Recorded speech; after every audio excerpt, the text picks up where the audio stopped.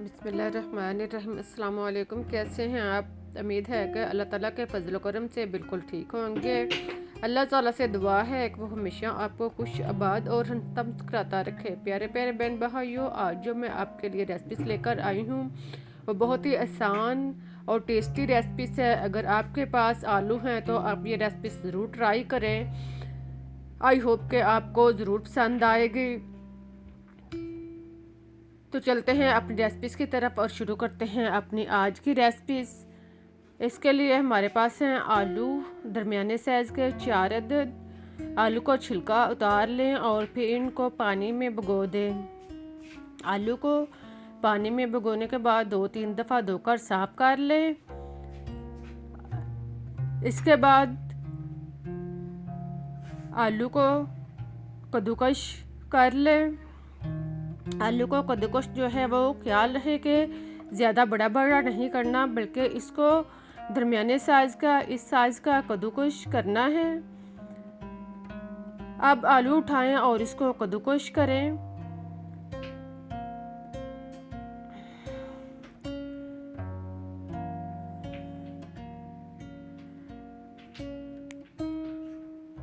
देखें, इस साइज़ का आलू जो है वो कद्दूकश हो रहे हैं।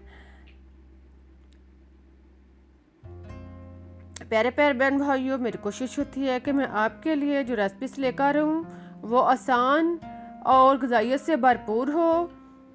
अगर आपको मेरी रेसिपीज पसंद आ रही हैं तो आप अच्छे से कमेंट्स ज़रूर पेश किया करें, ताकि आपके कमेंट्स पढ़ के दिल को खुशी और सुकून महसूस हो।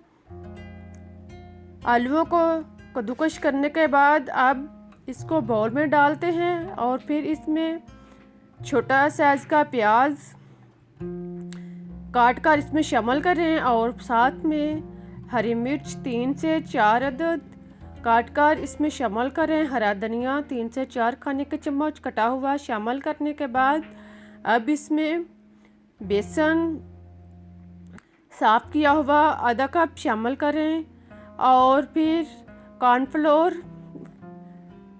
1/3 कप इसमें शामिल करने के बाद अब इसमें सुरख मिर्च दानेदार 1 चम्मच, नमक 1 से 1.5 चम्मच या टेस्ट के मुताबिक यूज़ कर सकते हैं, हल्दी पाउडर आधा चम्मच डालने के बाद अब हम इसमें खुश्क धनिया पिसा हुआ 1 चम्मच और जीरा साबुत 1 चम्मच शामिल करते हैं। इन सारे मसाला जात को डालने के बाद अब इसमें कसूरी मेथी 1 चम्मच, इसको हाथ पर रख कर मिसल लें और फिर इसमें शामिल करें।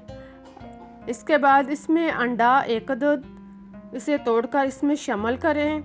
सारे मसाला जात को बाउल में डालने के बाद अब इसको हाथ की मदद से खूब अच्छी तरह मिक्स कर लें। सारे मसाला जात को खूब अच्छी तरह यकजां करें। देखें, ये इस तरह का अमेज़ा जो है वो तैयार हो जाएगा। अब इसको एक साइड पर रख दें और कढ़ाई में ऑयल गरम करें। ऑयल को खूब अच्छी तरह गरम करने के बाद चूल्हा नॉर्मल कर दें और अब इसमें हाथ की मदद से लंबाई में अमेज़ा जो है वो डालते जाएं। एक एक करके सारे अमेज़े इसमें यानी स्नैक्स में डालते जाएं और इसको तकरीबन 4 से 5 मिनट फ्राई करें। इनको नॉर्मल आंच पर 4-5 मिनट फ्राई करने के बाद फिर इसकी साइड चेंज करें। एक एक करके सबकी साइड चेंज कर दें और फिर 2-3 मिनट दूसरी साइड से भी इनको फ्राई करें। जब दोनों साइड से ये अच्छी तरह ब्राउन हो जाएं, देखें ये